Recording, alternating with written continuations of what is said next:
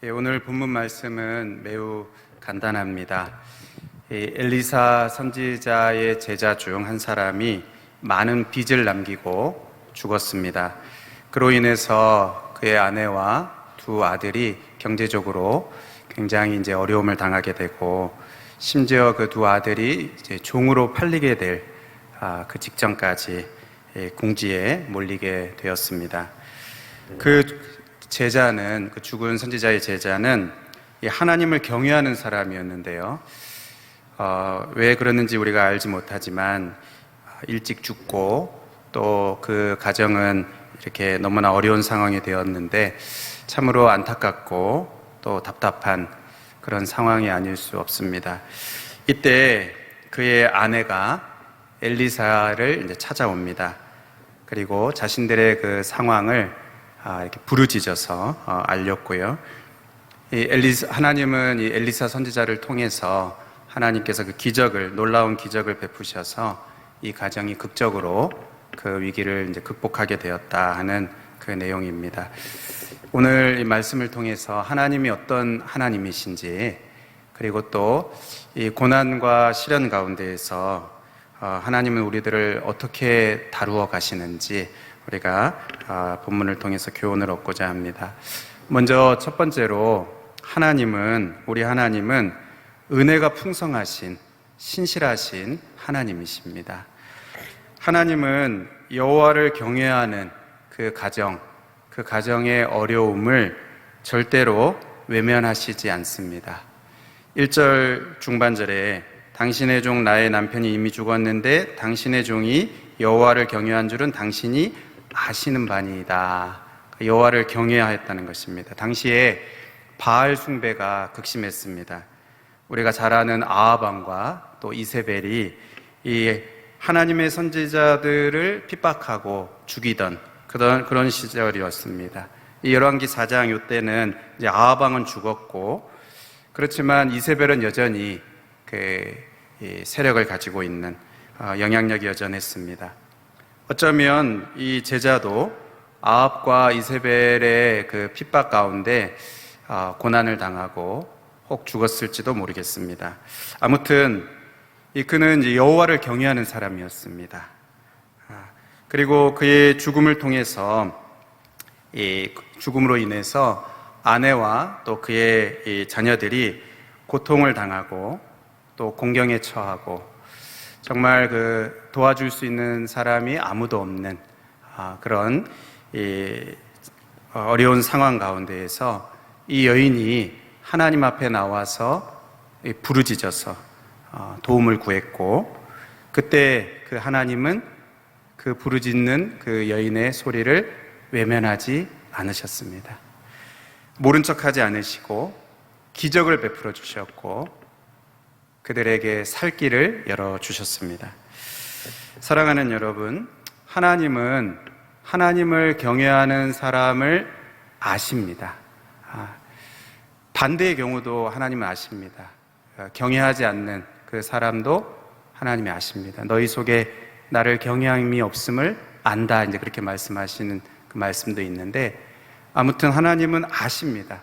특히 하나님을 경외하는 그 사람, 그 가정, 하나님께서 정확히 아십니다. 믿음을 지키기 어려운 그 상황 가운데서 굳건하게 하나님을 경외하고 또 하나님의 말씀을 지키고 또 하나님 그 뜻대로 살려고 하나님을 신뢰하고 또 하나님을 사랑하는 그 사람을 하나님은 정확히 아십니다. 오늘 본문에서 뜻을 보지 않습니까? 하나님은 그 경외하는 그 가정, 또 그 여인의 그 기도를 들으시고 하나님이 응답하시는 것입니다. 어려움 가운데 하나님 앞에 나와서 도움을 구하는, 그 절박한 상황 가운데 하나님을 찾고 의지하는 그 사람의 그 기도를 들으시고 하나님이 기적을 베푸시는 것입니다.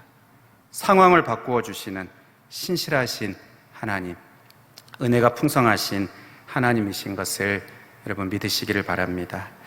우리가 오늘 두 번째로 살펴보려는 것은 하나님이 이렇게 기적을 베푸시는데 그 기적을 베푸시는 방식입니다. 이 엘리사 선지자가 여인에게 내 집에 무엇이 있는지 내게 말하라 이렇게 묻고, 이 여인은 기름 한 그릇, 계집종의 집에 기름 한 그릇 외에는 아무것도 없나이다. 이 말은 정말 아무것도 없는 것입니다. 진짜로 아무것도 없는 그런 상황입니다. 그러자 이 엘리사가 이웃에게 나가서 그릇을 다 빌려오라 그렇게 말하고요. 그 빌려오는 대로 두 아들과 함께 문을 닫고 들어가서 그 빈 그릇을 가져오고, 또 여인은 그 기름을 붓고, 또 이게 다 차면 또 가져나가고, 또 다른 빈 그릇을 가져오고, 이렇게 해서 계속해서 그 빈 그릇을 채우고, 더 이상 빈 그릇이 없게 되었을 때 그 기름이 멈추게 되었습니다. 여러분, 하나님은 왜 이렇게 일을 복잡하게 하시는 것일까요? 쉽게 하시면 얼마나 좋습니까? 그냥 기름을 가득 실은 차가 집 앞까지 딱 배송이 돼서 오면 얼마나 좋습니까? 그 기름을 또 이제 돈으로 다 또 바꿔야 되니까, 내다 팔아야 되니까 번거로우니까 뭐 그럴 것도 없이 그냥 현금으로 그냥 계좌이체 하면 얼마나 좋습니까? 하나님은 왜 이렇게 일을 복잡하고 어렵게 하시는 것입니까? 여러분, 하나님은 그렇게 하실 수 있죠. 하실 수도 있고 또 하시기도 합니다. 그런데 우리 하나님의 그 관심이 어디에 있는지를 우리가 좀 봐야 됩니다. 하나님은 단지 우리에게 있는 이 어려움이 해결되는 것, 우리의 관심은 이제 문제 해결에 관심이 있지만, 하나님도 이제 문제 해결에 관심이 있으시지만 단지 그 문제 해결만 관심이 있으신 것이 아니고, 그 어려움을 통해서, 그 고난을 통해서 하나님을 생생하게 경험하기를 원하십니다. 하나님을 만나고 하나님을 체험하는 그 과정 속에서, 그 문제가 해결되어 가는 그 과정 속에서 하나님을 체험하기를, 살아계신 그 하나님, 그 전능하신 하나님을 체험하게 되는 그것을 더 귀한 영적인 자산으로 하나님은 보십니다. 그래서 단지 이 고난과 시련이 그냥 어려운 그 기억으로만 끝나는 게 아니고, 그것 때문에 내가 하나님을 만나게 되고, 그 어려움 때문에 하나님을 찾고 하나님 앞에 나아가서 하나님을 경험하게 되었다. 내가 하나님을 체험하게 되었다. 하나님을 만나게 되었다. 하나님 정말 살아계신 하나님이시라는 것을 내가 정말 생생하게 맛보았다 하는 이것을 누리게 되기를 하나님은 원하시는 것입니다. 그래서 이 과정을 보면요, 이 여인과 두 아들은 순종을 해야 했습니다. 그리고 나가서 빈 그릇을 빌려오는 수고도 해야 했습니다. 그리고 문을 닫고 들어가서 그렇게 빈 그릇에 계속 기름을 이렇게 붓는, 또 다 차면 또 이렇게 또 빈 그릇을 가져오고, 또 다 차면 또 빈 그릇을 가져오고, 여러분 계속 이것을 반복하는 그 행위들 속에서 아마 얘들은 매번 감격하며 놀랐을 것입니다. 다 끝난 것 같은데, 더 이상 나올 것이 없는 것 같은데 또 나오고 또 나오고, 또 빈 그릇이 채워지고 또 빈 그릇이 채워지고 또 채워지고 하는, 끝없이 채우시는 그 하나님, 그 하나님을 자기들의 그 눈앞에서, 또 자기들의 그 손끝에서 그 하나님을 생생하게 경험하게 하신 것입니다. 여러분, 이들이 이 빚을 다 갚고 또 생활비도 다 해결이 되었는데요, 그것만 해결되게 된 것일까요? 그렇지 않습니다. 어쩌면 이들은 그 어려움 가운데에서 하나님께 대한 그 원망도 있고, 또 하나님이 우리를 참 버리신 것 아닌가, 우리 남편도 그렇게 일찍 데려가시고, 그리고 이렇게 또 어려움도 겪고 하나님 우리를 버리신 것 아닌가 하는 그런 의심이 들기도 하고, 또 하나님을 경외하면서 산 것이 정말 헛된 것이다 하는 그런 낙심의 마음이 들었을 수도 있습니다. 그런데 이런 것들이 다 한 방에 날아가는, 다 한 방에 해결되어지게 된 것입니다. 과연 하나님 살아계시구나. 하나님 정말 하나님 전능하신 하나님이시구나.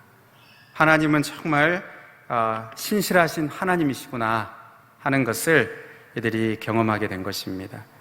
이 여인과 두 아들의 그 이후의 삶에 대해서 성경에 기록하고 있지는 않지만 분명히 이전과 다른 그 삶을 살았을 것입니다.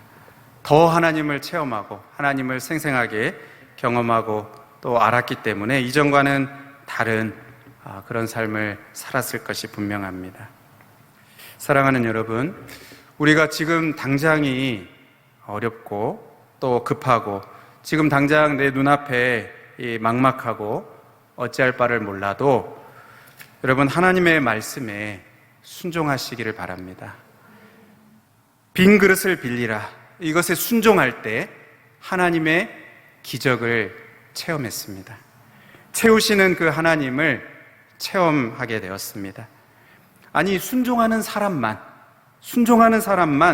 하나님의 그 능력을 체험하게 됩니다. 우리가 요한복음 2장에 보면 가나의 혼인잔치를 보면 그 이제 물로 포도주를 바꾸는 그 하나님의 이제 기적, 예수님의 그 기적이 첫 번째 기적이 나오게 되는데 거기 보면요, 연회장은 물로 된 포도주를 맛보고도 어디서 났는지 알지 못하되 물 떠온 하인들은 알더라, 그렇게 말합니다. 그러니까 포도주라는 그 외적인 결과는 모두가 다 그것을 맛보고 또 똑같이 그들에게 주어졌지만 오직 그 순종한 사람들, 그 하인들, 순종한 물 떠온 그 하인들, 그 순종한 사람만이 그 기적을 일으키신 그 예수님에 대해서 알게 되는 것입니다. 때로 하나님의 말씀이 우리의 이 세상의 지식과 또 우리가 살아왔던 그 경험으로 볼 때 어리석게 보일 때도 있습니다. 밤새도록 허탕친 어부들에게 이 새벽녘에 깊은 데 가서 그물을 던지라 그렇게 요구하셨던 것처럼 말입니다. 베드로가 그때 뭐라고 합니까? 누가복음 5장 5절에 선생님, 우리들이 밤이 새도록 수고하였으되 잡은 것이 없지만은 말씀에 의지하여 내가 그물을 내리리이다. 이들은 이 바다에서 잔뼈가 굵은 어부들입니다. 밤이 새도록 얻은 것이 없는데 그들의 그 지식과 경험으로 보면 이 예수님의 말씀은 어리석은 것입니다. 그런데 그 말씀에 의지하여서 내가 그물을 내리다. 그 결과가 어떻게 됩니까? 그물이 찢어질 정도로 물고기를 많이 잡게 되는 그러한 그 기적을 경험하게 된 것입니다.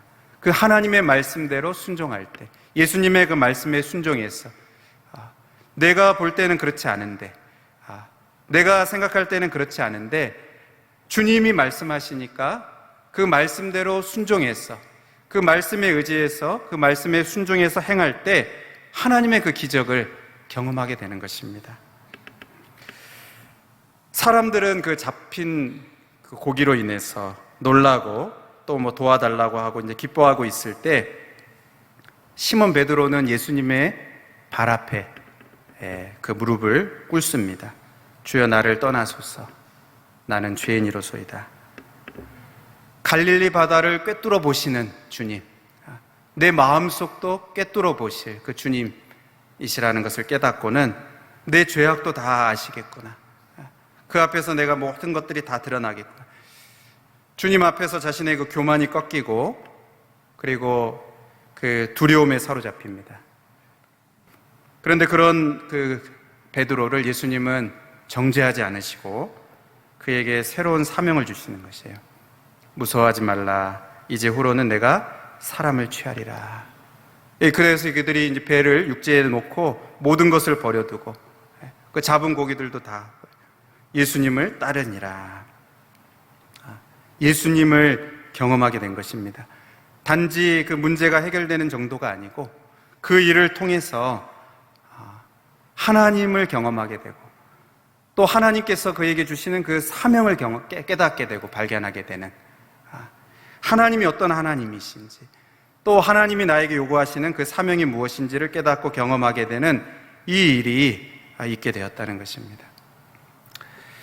사랑하는 여러분, 이번 그 주일학교 여름 행사 가운데 이런 그 일들이 있게 되기를 바랍니다. 시몬 베드로의 배를 찾아오셨던 그 예수님, 그래서 그를 만나 주시고 그에게 새로운 사명을 주시고 그 인생을 변화시켜 주셨던 그 예수님께서 우리 주일학교, 우리 다음 세대, 우리 한 사람 한 사람도 찾아오셔서 만나 주시고 정말 그들의 인생을 변화시켜 주시기를 바랍니다. 여러분, 우리 다음 세대 우리 자녀들이 순종할 수 있도록 기도해 주십시오. 순종할 때 하나님의 기적을 경험하게 됩니다. 이들은 우리들의 이 생각이 있고 자기들의 어떤 경험이 있고 또 주변에 친구들이 하는 것들이 있고 그게 더 중요하고 더 앞서기 때문에 하나님 말씀에 참 순종하면 복을 받는다는 것을 모릅니다. 그것을 좀 경험할 수 있도록 하나님께 순종할 수 있도록 기도해 주십시오. 이 성경학교 또 수련회에 참석할 수 있도록 또 하나님이 주시는 그 말씀에 순종할 수 있도록 기도해 주시기를 바랍니다. 작년에도 또 재작년에도 내가 참석을 했지만 은혜를 받지 못하고 헛수고하고 얻은 것이 하나도 없지만은 그러나 이번에는 말씀에 순종해서 내가 참석하겠습니다. 이들의 그 마음과 또 환경을 열어주셔서 참석할 수 있게 하시고 참석하는 그 정도가 아니고 정말 살아계신 하나님을 만나는 그리고 그들의 인생이 변화되고 또 하나님 나라의 그 사명을 깨닫게 되는 그러한 일들이 이번 이 여름 행사를 통해서 있게 해주시기를 우리가 기도할 수 있게 되기를 바랍니다. 오늘 마지막으로 여러분과 나누고 싶은 것은 여기 빈 그릇을 빌리라 이렇게 말하면서 빈 그릇을 빌리되 조금 빌리지 말고 이렇게 말합니다. 많이 빌리라는 것입니다. 조금 빌리지 말고 적당히 빌리지 말고 많이 빌리라는 그 말씀입니다. 여러분, 이것은 하나님이 역사하실 것에 대한 그 기대와 또 소망을 가지고 하나님을 사모하는 마음 또 간절한 마음을 가지고 반응하라는 것입니다. 여러분, 이 적당히라는 말이 실은 굉장히 아주 좋은 말이지 않습니까? 지나치지 않고 막 넘치지도 않고 모자라지도 않고 딱 적당하게 적절하게 균형 있게 치우치지 않고 딱 맞게 조화롭게 질서 있게 이런 이 적당히가 참 좋은 말입니다. 그런데 이제 언제부턴가 이게 이제 대충 또 이렇게 열심히 하지 않는 성실하게 하지 않는 마치 이렇게 적당히 농땡이 치는 이런 것으로 이렇게 잘못 또 변질되어 우리가 사용되고 있는데 여러분 우리가 식사나 또 운동이나 또 여러 가지 일을 하는 것이나 이런 것들은 적당히 해야 됩니다. 적절하게 과하거나 무리하지 않게 적절하게 적당히 하는 것이 지혜로운 행동입니다. 그런데요, 이 하나님의 은혜를 사모하고 또 하나님 하실 일들을 기대하면서 하나님을 갈망하고 하나님 은혜 주시는 것을 갈급하게 구하고 찾는 데 있어서는 하나님은 적당히 하라고 하시지 않습니다. 많이 빈 그릇을 빌리되 조금 빌리지 말라고. 하나님의 은혜를 간절하게 사모하고 힘써서 갈망하고 구하고 찾고 문을 두드리는, 구하다가 안 되면 멈추는 게 아니고 구하다가 안 되면 찾고 또 찾고 또 찾다가 또 문을 두드리는, 그러니까 하나님의 은혜를 구하는 데 있어서는, 하나님을 사모하는 데 있어서는 적당히 하라고 말씀하시지 않습니다. 최선을 다해서 갈급한 마음을 가지고 간절한 사모함을 가지고 하라고 그렇게 하나님 요구하십니다. 왜 그렇습니까? 하나님 왜 그렇게 요구하십니까? 하나님도 우리들을 향해서 하나님이 은혜를 주시고 우리들에게 다가오실 때 적당히 하시지 않습니다. 그냥 대충 하시지 않습니다. 최선을 다하셨어요. 하나님 자신의 전부를 다 주셨어요. 그 하나뿐인 독생자를 주셔서 하나님 자신의 전부를 주신 것입니다. 하나님 우리를 사랑하시고 우리에게 은혜를 주실 때 하나님은 자신의 모든 것을 쏟아주셔서 우리들에게 다가오시고 찾아오십니다. 최선을 다하십니다. 그렇기 때문에 우리들에게도 하나님은 적당히 나오라 하시지 않고 간절함으로 정말 하나님을 향한 사모함을 가지고 그렇게 나오라고 하십니다.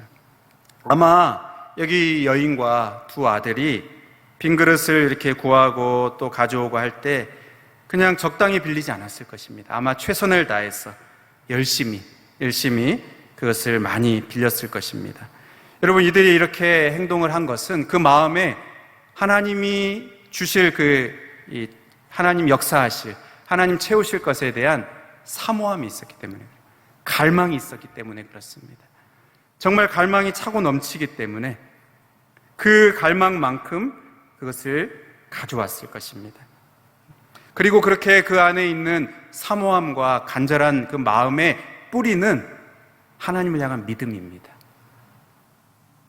하나님에 대한 믿음, 또 하나님의 역사하심에 대한 그 믿음이 그 뿌리에 분명하게 있기 때문에, 그 하나님을 믿는 그 믿음이 있기 때문에 사모함과 갈망함이 있는 것이고요.